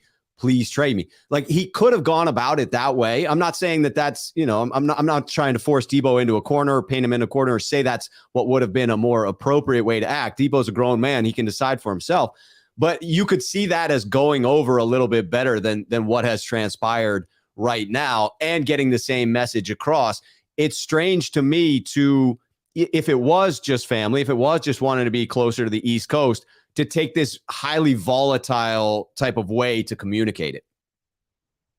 Yeah. It just doesn't represent, real professionalism. And I know he's still a young guy, and, but you would think that the mentorship that one would have as a professional athlete making all that money, that he would have some people around him with the proper, mind frame and a system of support that would say, hey, this is how we want to go about it. I mean, he's around a lot of professionals. Look at Trent, look at Fred, look at George Kittle and how they went about their contract situations and getting paid as late as they did and what have you. And, there was no scrubbing of the social medias and, all of these things coming out publicly and stuff like that. So it's really kind of tainted the potential for there being repair here or coming to, everyone getting on one accord and going forward with a contract extension to make him happy, and also for it to be conducive for us as for the 49ers as a whole, what I mean? That way everyone's satisfied. And yeah, it just really seems like it's kind of thrown things off. I don't know if this is even repairable at this point. And I think that's one of the things that's kind of got me a little nervous. I wonder the same thing. From an outsider perspective, you hope that it is. Money can usually solve most problems, especially when it's millions of dollars. But you pointed out that, man, it would have been nice if Deebo had turned around to his side and found Trent Williams and picked his brain about how Trent Williams went through an awful situation with the Washington Redskins and didn't find it necessary to really sort of air the dirty laundry until enough time had passed to where he could tell his story. And we got the gory details of why he was pissed at that organization. And it made total sense. And then he went through a pretty, hairy negotiation in attempting to become the highest paid left tackle in the league, wanting to get that $1 more than David Bakhtiari. He had to reach out to Kyle Shanahan to get that deal done, but he did not take the public airing of grievances route. And so I do hope that Deebo considered it carefully. It still could have been the right choice for him. I don't know what his motivations are at this point, but it's one of those things that came with some unintended consequences. And I hope that he took the time to try and understand what those unintended consequences would be. Yeah, no, 100%. And, I agree with you, for sure about that. And another thing that I was also thinking about was with the dinner between two things, the dinner with Kyle, Deebo, and John. What happened there? And was the dinner just before he decided to scrub, his social media? And then what was the lunch about with Mike McDaniel? Was Mike McDaniel potentially trying to poach Deebo to get him to come to Miami since Deebo's buying a home out there? Right. And was Deebo plan number one before Tyreek Hill signing? That's interesting. We'll never know until the book comes out, but my hope would be the relationship is strong enough between Kyle, John, and Deebo that it wasn't something that happened at that lunch, but it could have been. The timing seems to be, I have not yet to independently confirm this, but as it's being sort of leaked out on Twitter, most sources are saying that was immediately before the trade request came in. So if you're looking for cause and effect, you could say, hey, the lunch happened or the dinner happened, and then the trade request came in. So we don't know why, but one happened right before the other. It's fair to wonder if something did occur. With the Mike McDaniel thing, I would guess as a new head coach, especially with the other drama that happened in Miami of, tanking and things like that Mike McDaniel is trying to keep everything above board. It would be illegal tampering to attempt to woo Deebo. So I would think he would stay away from it. But again, people break the law all the time, right? It's just a matter of whether you get caught or not. It's illegal to speed. I would never speed in my vehicle, but I speed all the time, right? Like it just is. Right. So it could be that Mike McDaniel was flirting a little bit with Deebo. Hey, you like to live in Miami. You like to train in Miami. How about playing in Miami? Yeah, no, definitely. That was just something I kind of thought about. And, Deebo was saying, hey, you guys don't worry. It's, just having a lunch with my buddy and stuff like that. And it's like, hey, it's okay. You talk about life and things with people you're close with. And, it's not like you guys didn't have the closest of relationships. And considering the fact that, I know Deebo has a great amount of respect for Mike McDaniel, and he knows being on the inside the importance of Mike McDaniel's presence with with the Niners. And now that he's, made his departure and he's a head coach somewhere else now, Deebo might be saying, hey, man, I lost my, wide receiver coach in Wes Welker. I lost my offensive, coordinator and, all these guys. It's time to make an exit. And Deebo's probably harboring some resentment maybe towards Kyle for not utilizing him in the NFC Championship, which I'm personally, I would say myself, I would be pissed off at Kyle. And he and I would have had to have a talk about that, because considering I've been the guy you've depended on so many times throughout this year, and I told you, just give me the ball or I got it, and you can depend on me, why wouldn't you utilize me in the most pivotal moments of the game, so that we could actually be able to hold up this, this Lombardi and, of course, the NFC Championship trophy as well. I just something that I kind of thought about, you know what I mean? That's powerful. And as far as him being a you would hope that Deebo would have approached Kyle Shanahan in that moment to reiterate, hey, I'm ready to make that difference. Put me in, coach. But whether that happened or not, Kyle Shanahan chose not to utilize Deebo in that moment. And I would say it was a mistake. It's like the Super Bowl all over again. Not continuing to run the ball, not continuing to give the ball to Deebo or Raheem Mostert, and, throwing the ball, just erratically, and one of the most crucial, the most crucial game there is in the NFL, which is the final stage. And Super Bowl. But and lastly, Robin, I know you got to go. Just was going to say that the usage thing, I don't think is going to be really a big thing unless Deebo wants to be paid and compensated if he's going to be utilized that way. And another thing is if he goes somewhere else, being that this potential of Deebo's been unlocked, any team that he goes to is going to want to utilize him right the same They exact have way to. that we did. So there's no way that he's going to be able to evade that, that possibility that a team's going to want to utilize you to the best of your ability and really throw teams off. That's why Yeah. he's so special. That's what's really heightened his value as a player, is this new unlocking of the running back and all these various things he's able to do. Maybe not the special teams thing, but Right. certainly the running back thing.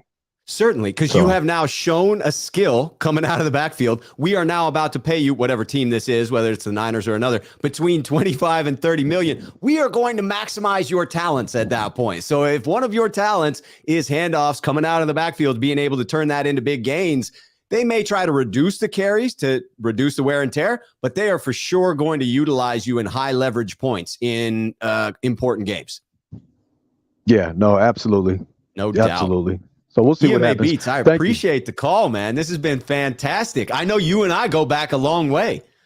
Yes, sir. Yes, sir. I'm glad I got to get on. And this is the first day you did it, right? Yes, this is the very first all call-in show. Let's pop the cherry on this thing. Yes. Man. Yeah. Thank you. Thank you so much for the platform, Rob, as always. And shout out to all the Niner faithful out there. Make sure you guys hit that like and subscribe. And shout out to the Schuh Show. Thank you, sir. I appreciate you. EMA Beats, ladies and gentlemen. Appreciate it. Peace. Have yourself a good weekend, man.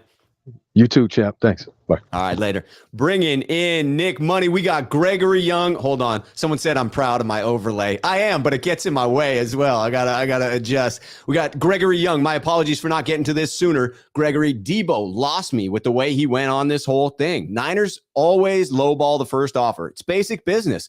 That's why you keep talking.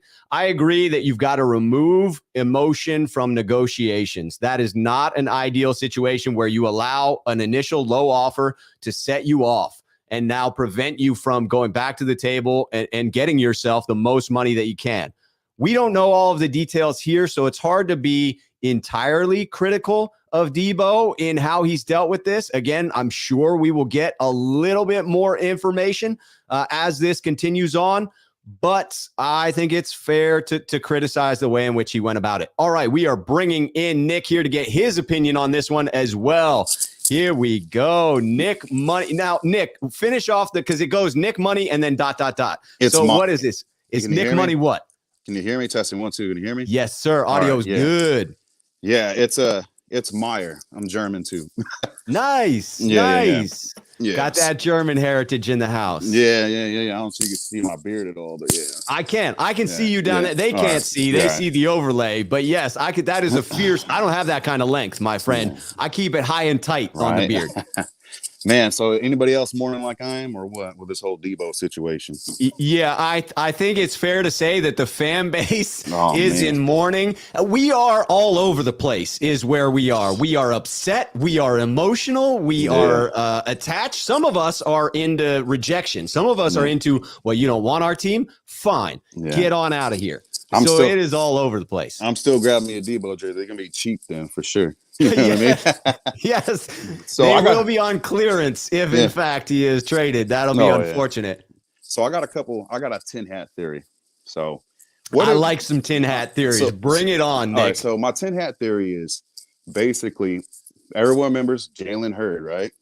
Yes. Oh, everyone painfully remembers Jalen Hurd. So this is my little hypothetical tin hat theory. What did that guy, what we held on to him for so long to do what? Nothing. For nothing, right? That was the ultimate goal because his body couldn't hold up. But look, he came out of what? we did want him to potentially be that wide back role, right? Exactly. That may have been what we were looking for. That was a playbook, right? For Deebo. I think coach just told him, said, hey, can you do this? And he said, yeah. My thing is, remember, I was on, I think I've super chatted you or some of the money wise and the incentives up to 30 million. I think that's what Deebo wants. Yeah. But I personally think that I think they went down there, Shanahan and Lynch, they went down there. Okay. And they said, here's a Corona. Deebo, we're gonna drink some AMFs, and this is what Prague's offering you. And Deebo felt so disrespected. He's like, I'm done with you guys. Yeah. That was it, man. From there, he was done. But here's my thing. If we're gonna have to give up our heart of our team, I'm trading them to the Panthers. I'll send you like military style. Pack your sock. You're going to the Panthers. We're gonna throw Jimmy No Throw in there with you, and then we're gonna go give me Christian McCaffrey to do that. The wide back as well. Won't utilize him as much. He's only a 10th second slower, and he did what Roger Craig did. He did what Marshall Faulk did. That 1,000 out of the backfield, 1,000 receiving, and put him in the slot. He's a wildly talented individual. Only concern for me is injuries. Well, look how the Panthers use him though. They're using him like Mike Allstott. Yeah, they're grinding him into the fucking ground. Excuse my French. Yeah, they're just beating the hell out of him. And then you got give us Brian Burns, and then a conditional pick for next year. Unless I'm sure Niner Faithful is telling me you're smoking, but hey, that's a young pass rusher. Book in with Bosa. Bosa's going to get like Alex Rodriguez numbers kind of money. That's what I'm thinking from the old Texans day. I'm telling you, Brad Graham has been selling me on Brian Burns since the combine. He has been on this one, and we were sitting next to each other watching the drills at the combine, and he sold me. So I'm in on this one. I would take Brian Burns. I know he's due a big payday coming up, but I still think that you can get that done. That, and then I don't think they're going to come off that, 6 picks, so we might have to come off, post it up like a thumbtack and play Bob Barker with him a little bit more and make a deal. But if Deebo wants to make a deal, if Deebo wants to go home, we could send him home, But I think Saleh's going to come knocking on the door and offers those 3 like they were doing Tyreek and say, hey, this is what it's going to be. But I say, hey, if you want to go home, I don't know what the taxes is in Carolina, but I know Texas, I know Florida ain't got nothing like that when it comes to state taxes. So nope. State tax free in those couple of states. But I think the kid McCaffrey could do it. We give him the ball 8 to 10, 12 times and come out of the backfield like Roger Craig. I think he could do that all day, Yeah, I get a little nervous in the idea of bringing back Christian McCaffrey. There's a part of me, man, I'm real split on this one. There's a part of me that really wants to see it because Nick, it could be gorgeous to see Christian McCaffrey killing it in Kyle Shanahan's offense. It could be next level. It could be the type of offense that is unstoppable. It could be 2016 Atlanta Falcons types of points put up week in and week out, but with a creative run game instead of a vertical passing game. And it could be a lot of money sitting on the bench on IR. So I go back and forth on that one. I get what you're saying about it's the Panthers' use of Christian McCaffrey that has led to the injuries. Right. But it still does leave me a little trepidatious about it.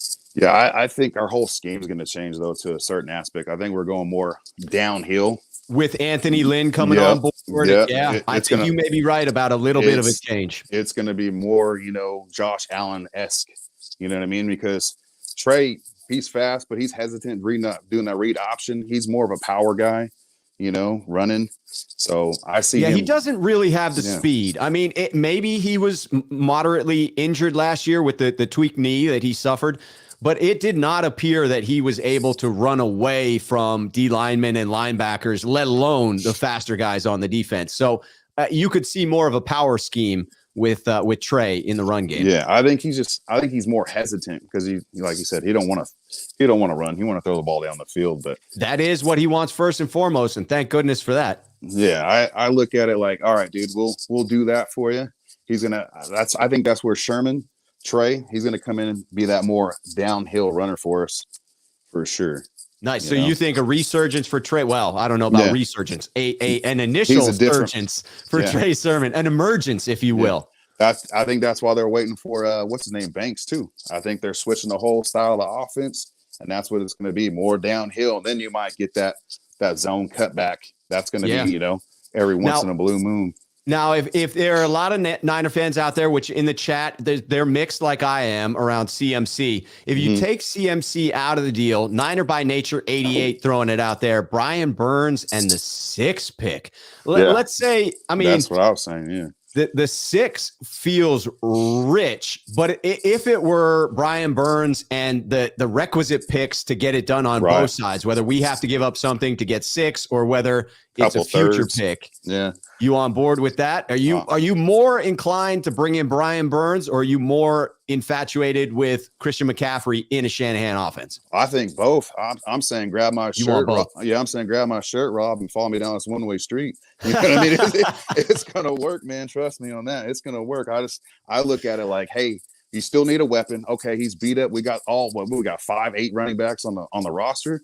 Give that. I think we should have picked that kid before we picked up Solomon Thomas, for the love of God. You know what I mean? He's a Yeah. Stanford kid, and they got ties to his dad playing football back in the day. So it's like, what happened with that one?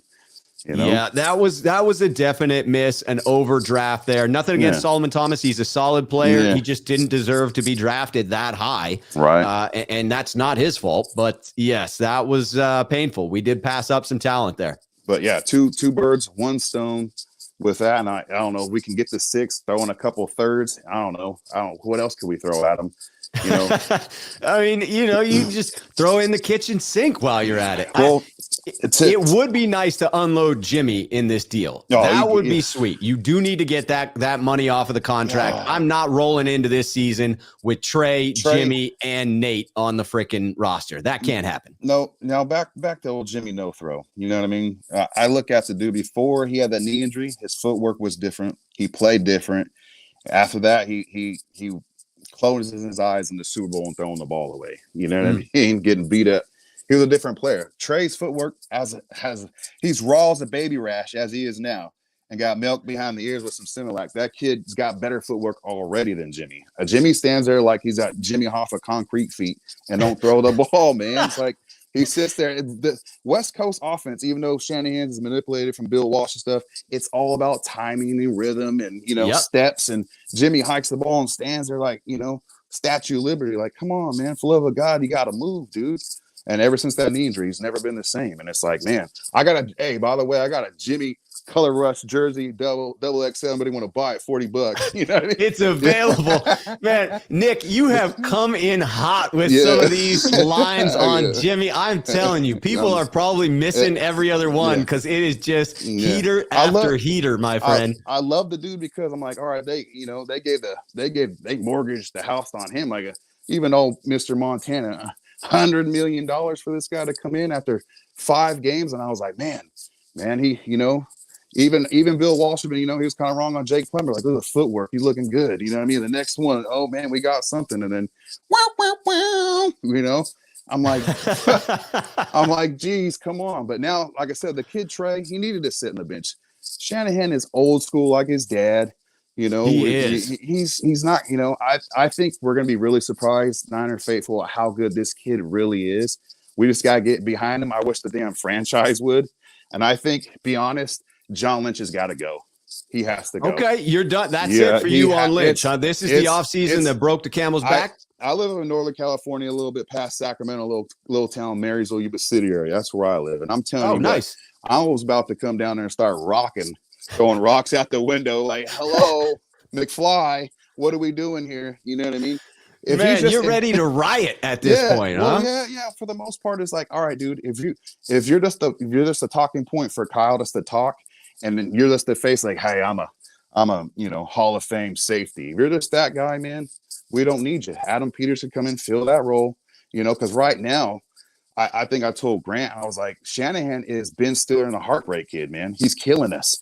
You know what I mean? With falling in love with this, falling in love with that, and it's like, dude, we don't need that. What it is.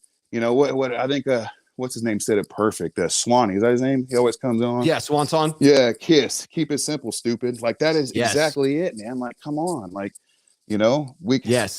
it's absolutely. AJB coming in, agreed on John, weak GM. I feel that I like John as a figurehead to an organization. He's the clean-cut All-American safety, Hall of Fame safety, right? Yeah, that's the last. I get the appeal of that. And I think that I would rather have Adam Peters than John Lynch if you made me choose. If I heard that we were going to be losing Adam Peters because John Lynch held that spot at GM, I would be in more fear of losing Adam than I would in flipping the script and letting John go and moving Adam Peters into that role. And another thing, Rob, like, who the hell's our scout teams? The same as the Balky era? Like, what's going on with that, man? We're picking everybody.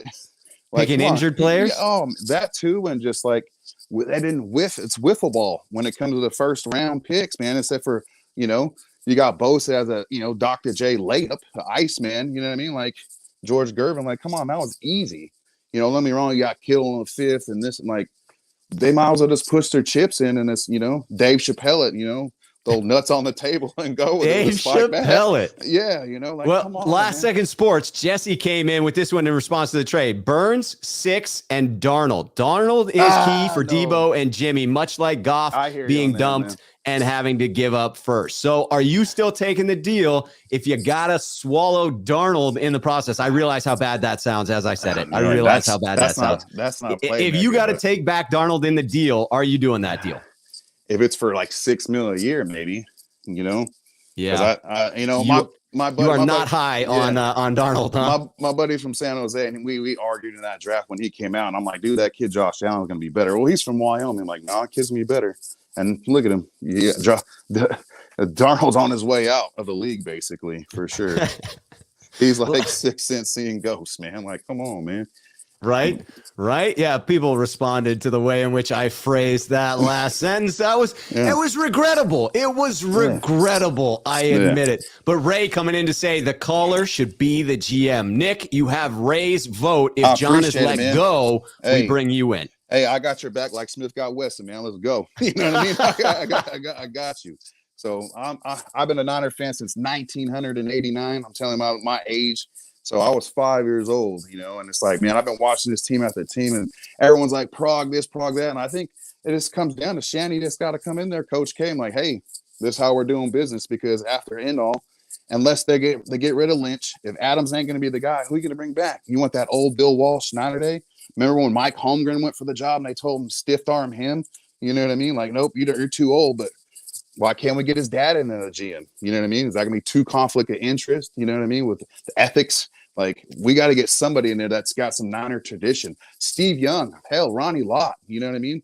Let's get, if we want it like how it used to be.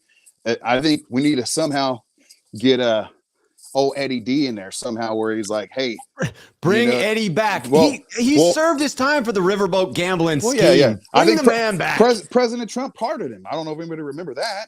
Oh, I Donnie, did not realize that. Donnie That's it. Eddie is clean now. Yeah, bring Donnie Eddie T. back. Look it up, everybody. Donnie T pardoned him. Old Donnie T. Yeah. Eddie may be just retired and living the good life. Eddie may want nothing to do with this monstrosity.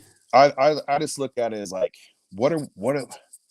I think with Shanahan, he second guesses himself too much to a certain degree, where, you know, it's fourth quarter collapse and big games. And it's like, man, like, you know, what's been working? He shies away to too much what he's working with. And it's like, dude. Yeah, 100% on that. I am in lockstep with you on that. It's as if my analogy is the wheels are turning up there for him. And then all of a sudden in those key moments, the gears just seize up, right? Yeah. And he just doesn't know what to do. When the basic things within his offense have been killing the opposing teams, he then decides to get cute in those moments. I do hope that as more and more of those moments hit him, he will learn how to deal with that, whatever it is that's causing him to do it, whether it's the rush of adrenaline that's surging through him in that moment, or whatever causes him to act erratically. My hope is he can learn from that. I really appreciate your time, Rob, and all that. I really believe, like, if Hurd never got hurt and then all that, I think they would have had pro forms in the backfield with Deebo and him. You know what I mean? Play action, doing all that, the crossing routes underneath, and having Ayuk over the top, doing post corners and all that crazy stuff from the 80s, man. They could still do that, but I think that's what he's still looking for. That's why he wants that other big tight end like an Ingram that can move, or, you know, you know, I still think they want to do that kind of stuff, because we still haven't. I still think they're getting Julio though for like $50, man. They're going to get that guy. You think they're going to bring in Julio Jones once we get it. past that May 10th deadline? I think if Deebo is on to greener pastures and his future for his family, you know, young king, get your bag, man, because that don't come around every time. So if not, they might kill your career here and say, hey, you're franchised twice, and you know that's the end of it too. So I love the end of it. You know, when nobody wanted to step up because Jimmy Nothrow was throwing, you know, worm dirt balls, he was like, give me the ball, however, so we can win. You know, man. So, Nick, this has been a phenomenal it, man. People love it in the chat. I just want to say that to you. Like I said, I appreciate you. And Grant, I'll give you my little 5-second rundown. Is I wanted more info. I'm like, heck, how can I get more intel on the Niners? And I ran across Grant's crazy behind, you know what I mean? And then I ran across him. I'm like, dude, I think a lot like this dude. And I don't know if that's good or bad, but right. know, It's both. I feel the same way. Then I came across you, and I'm like, man, this guy's inspirational. He's got the good vibes, bro. You got good vibes. And I appreciate it.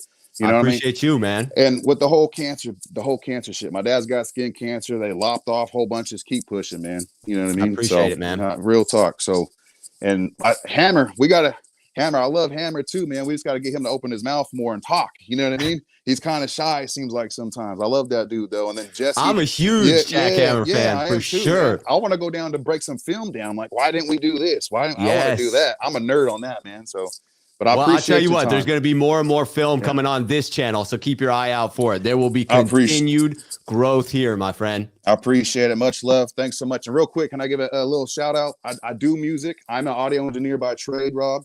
So I know I always see Croc with his problems. I always tell him you're running the same frequencies. I tell him that kind of stuff where he's getting that extra feedback or aliasing going on. But I got a record with E40, guys. Check it out. Google me, Nick Money Meyer. I appreciate the time, Rob. Hopefully I can be back again. Money Meyer, ladies and gentlemen. Nick Money Meyer. Man, cheers to you. That was a fantastic call. I appreciate it, man. I appreciate your time and I appreciate your platform. Thank you. Man, I hope you call it back in the next time we have a show. I'm like I'm married. I got the ward always on me, so it's hard to do that. And so I appreciate very cool. You. Well, we hope that she releases you for that next show. She's gonna kill me if she hears this. I appreciate it. I bet she is. That came at a cost, my friend. That came at a steep price. Yes, sir. All right, Nick. You take care, man. Have a good weekend. God bless. Thanks so much. You too. Hey, Bye-bye. Take care. All right, we are bringing Jesse Naylor into the program. Jesse, Last Second Sports. How you doing, my friend? I'm doing fantastic, Rob. It's been a long time since we've talked. How have you been, man? I've been good. I mean, life has been going on. That's for sure. There's no doubt about that. I've been going through some things on the personal end, but and on the Niners end, right? It's been coming at me from all sides in that regard. But other than that, I am good. Even with all of that, even with all that life presents, I am good. But I appreciate you asking. How are you doing? Good and healthy now, man? I mean, I don't know what's going on, but I know you got. Yeah, I had a little bit of skin cancer there that was just sort of out of the blue, right? You go into the dermatologist. I'm an Irish German kid, so I knew I was in for fun later on in life. I just didn't think it would be in my early 40s, and got something taken off to have it tested, and then got the call. They woke me up, and as soon as the C word comes out, you're like, oh. But then you understand that it's like the most basic form, that it's not something serious. It's not life-threatening.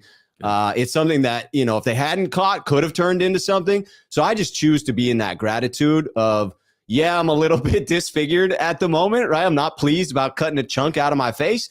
And they got all the cancer out. I found it before it turned into something, because that proximity to my eye, I value my eyesight very much. So I feel fortunate in that regard. At first, I felt sorry for myself, but I kicked that right to the curb and got back to gratitude. Good, man. Well, I mean, obviously, you're like one of the most positive people I know, so that doesn't surprise me whatsoever. And that's actually what prompted me to call. I'm doing some editing here, and then was listening to you, and I'm like, all right, I got to get Rob's take on this, because he's certainly more optimistic about these things than I am. I'm very business centric when I look at it, and I think some Niner fans dig it, some don't. But I just look at it for what it is, and one of the things that I've been saying is, if Deebo does get traded, he's just not worth what people think he's worth, and it's unfortunate. I mean, to us, he's worth the world because he means so much. But reality is, we've seen the market for him, with the Tyreek Hill trades and the Devontae Adams trade. And when you look at it, the Jets actually, even though there was no first involved, the point value for what the Jets offered for Tyreek Hill is actually higher than what Miami gave, and actually higher than what Vegas gave to get Devontae Adams. And so when you look at that as the starting point, a lot of fans get upset, like, oh, it needs to be a first or multiple firsts or a first and a great player. And it's like, Deebo's not a quarterback. He's great, but the market has spoken. But my question for you, Rob, is more so around just a gut feeling, right? Like let's take everything out of it. We know all the information that's out there. But what does your gut tell you? Does your gut tell you that next Friday comes and goes and Deebo's still on this roster, or do you feel like he's going to be moved? Up until the day after all the news came out about Deebo's brother having put that out on Facebook, I remained convicted that both sides would come together, cooler heads would prevail, and Deebo Samuel would be on the 49ers.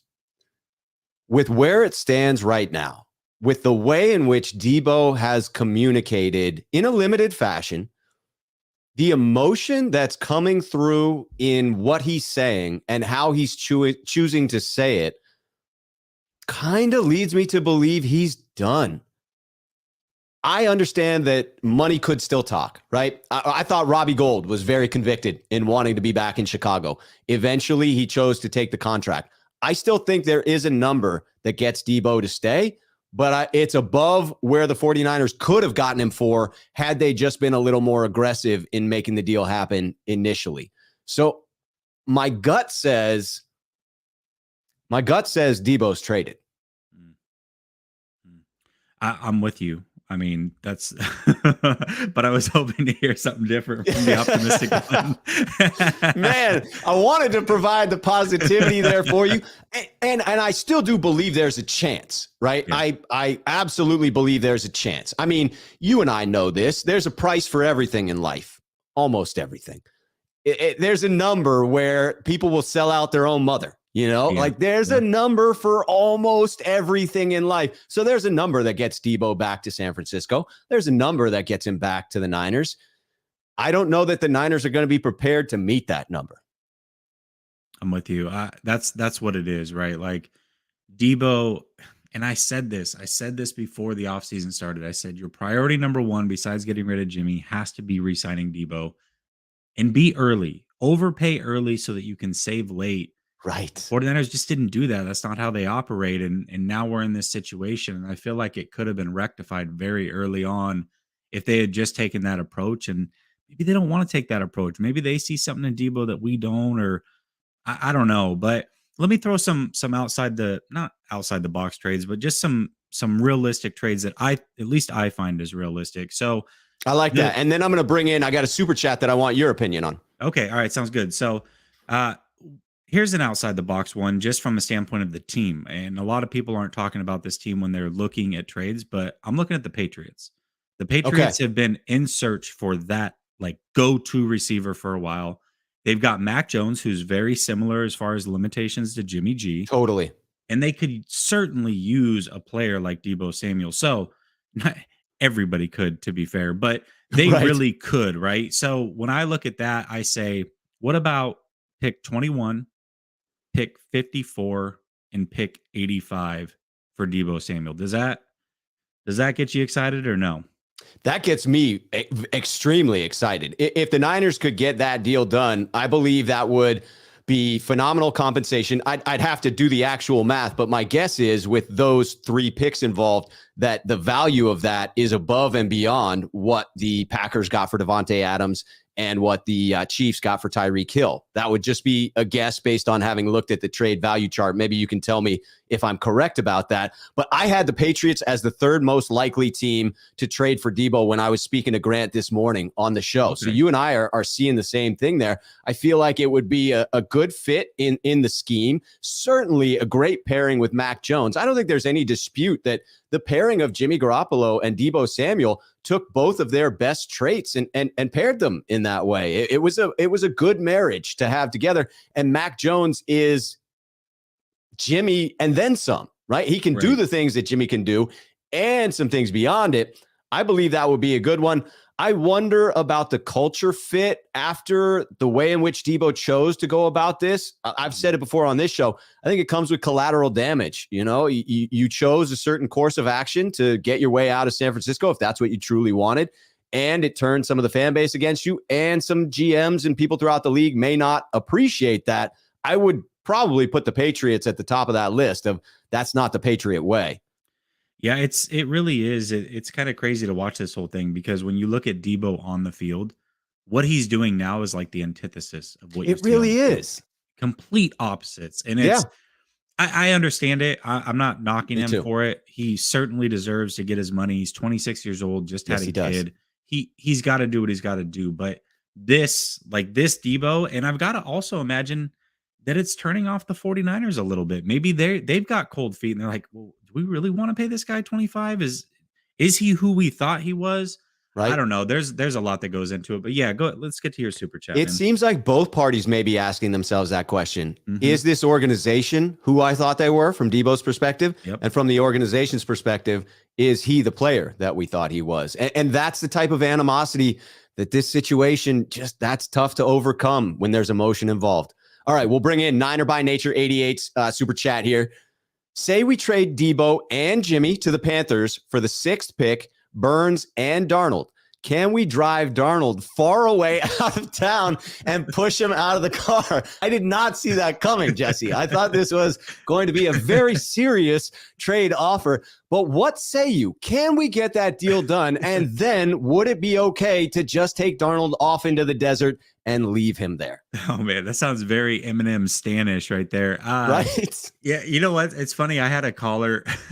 I'm sure he shows up on your show from time to time. Eric Dane. I don't know if you're familiar with him. But yes. Okay, he funny guy, super funny guy. Now that you're doing these call-ins, hopefully you get to talk with him. He's hilarious. But he said when the Jimmy thing was going on, he goes, they're starting to do these things where you can pay to send people to outer space. Why don't we start a GoFundMe and put Jimmy into outer space for next season? Then we don't have to worry about it. That was pretty good. Anyways, just some thoughts to mull over. Again, like I said, I was just doing some edits, listening to you, and wanted to get your perspective. I got to be honest, Rob, you didn't really help me feel better about the situation, but I appreciate the honesty.